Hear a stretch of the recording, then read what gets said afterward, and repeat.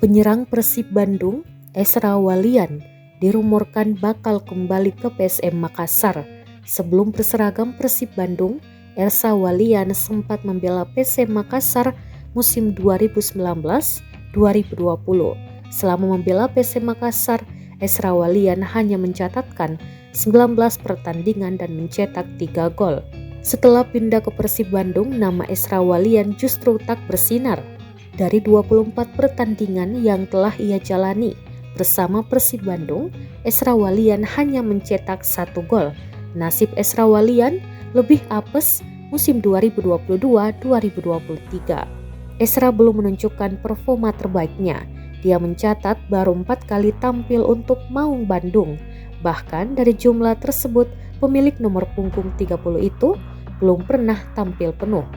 Ezra pun terpaksa melewatkan 4 pertandingan musim ini akibat cedera yang dideritanya. Selain itu, Ezra pun tampaknya cukup sulit bersaing untuk menembus tim inti karena ada David da Silva dan Kiro Alves. Hal inilah yang membuat spekulasi bahwa Ezra dikabarkan akan pergi dari Persib untuk menyelamatkan menit bermainnya.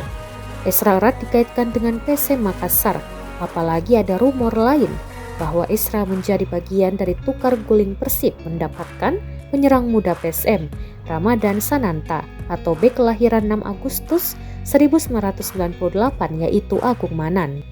Statistik Ramadan Sananta. Ramadan Sananta menjadi salah satu pemain andalan PSM Makassar. Dari 6 pertandingan yang telah dia lakoni, Ramadan Sananta sukses menggelontorkan 3 gol. Capaian ini terbilang fantastis bagi bomber yang baru berusia 19 tahun. Wajar jika kemudian banyak klub-klub elit di tanah air kemudian dikaitkan dengannya.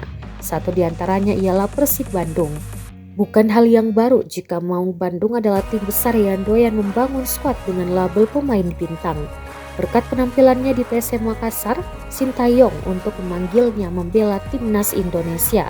Namun rumor soal rencana membajak Ramadan Sananta dari PSM Makassar dibantah oleh Persib Bandung. Melalui media officer Persib, Jatnika tak membenarkan bahwa Pangeran Biru berambisi untuk segera mendatangkan Ramadan Sananta. Jatnika menuturkan bursa transfer musim untuk paruh kedua belum dibuka.